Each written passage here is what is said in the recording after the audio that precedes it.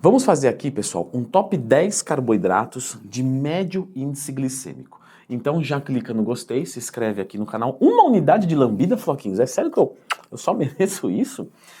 E, bom, para você que é um pouco mais estudioso, que você sempre usa o Lê do Twin mais tema, você já viu vídeos aqui falando sobre o índice glicêmico dos alimentos. Eu vou dar uma rápida pincelada em vocês sobre esse assunto, que é carboidratos de baixo, médio e alto índice glicêmico. Isso quer dizer o quê? Que o baixo índice glicêmico tem uma liberação mais gradual e não faz dar um picão de insulina, de glicemia, consequentemente de insulina, e isso força um pouco o nosso organismo, vamos colocar assim, pode piorar a sensibilidade à insulina. O médio índice glicêmico, ele tem uma curva um pouco mais acentuada, mas muito aceitável, e o alto é o que dá o picão, o que não é necessariamente ruim. Por exemplo, pela manhã vai muito bem. Por quê? Você está com a glicemia baixa e você às vezes quer treinar na sequência. Então você ter uma resposta de glicemia mais alta é interessante. Porém, durante o dia, os carboidratos que vão melhor, né, vão ser os de baixo índice glicêmico e de médio índice glicêmico. Feitas essas considerações, eu vou abrir aqui para vocês com o número 10, que é a batata doce, que tem um índice glicêmico entre 50 a 70, uma ótima fonte de carboidratos. Mas vai me dizer, Floquinhos, por que por um acaso é 50 a 70? Não tem um número corretinho? É claro que existe um número correto, só que como que foi feita essa análise? Através do processo de digestão. Então a pessoa consome um alimento e ele chega na corrente sanguínea numa determinada velocidade. O que se observou? Quando a gente faz uma batata mais durinha, mais al dente, a que você cozinha menos, ela tem um índice glicêmico menor, porque o processo digestivo fica um pouco mais difícil. Se você pega a batata, cozinha ela bastante, de repente faz um purê e consome, esse índice glicêmico sobe. Mas, mesmo entre altos e baixos, 50 a 70 é considerado médio índice glicêmico. E aqui, se você fez essa pergunta a si mesmo, eu vou responder para você.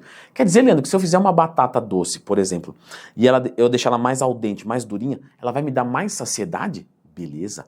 Então, se você está fazendo um bulk e não está conseguindo comer tudo, cozinha bem essa batata.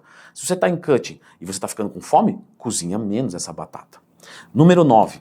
O milho, que tem um índice glicêmico de 50 e com certeza é um alimento diabólico, não é? Porque você come, mastiga, bate no liquidificador, ingere e ele sai inteiro nas fezes. Eu nunca vi um alimento assim. Mas de qualquer forma, o índice glicêmico dele é baixo. E isso vale para a nossa amiguinha, né? Pipoca, que realmente sobe um pouquinho mais com a pipoca, mas ainda se torna um alimento muito aceitável para você usar na alimentação. Número 8. Frutas. São ótimas para a hipertrofia, para a perda de gordura corporal. E aqui eu vou falar sobre a manga, que tem um índice glicêmico baixo, é extremamente saborosa, gostosa de comer mesmo, né?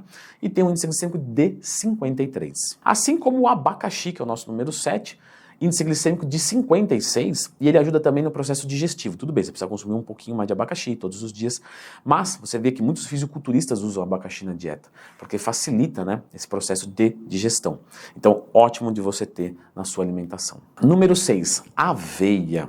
Só que aqui a gente tem algumas diferenças, porque a gente tem aveia em flocos, o farelo e a farinha. E com certeza os índices glicêmicos mudam, tá? Expliquei mais sobre isso no meu curso que está como montar uma dieta do zero. Mais informações aqui na descrição. Aveia em flocos, índice glicêmico de 55, um pouco mais baixo, porque tem um processo de digestão mais demorado, porque está maior. Claro que também muda alguma coisinha de fibra. O farelo de aveia próximo de 60 de índice glicêmico e a farinha próximo de 65.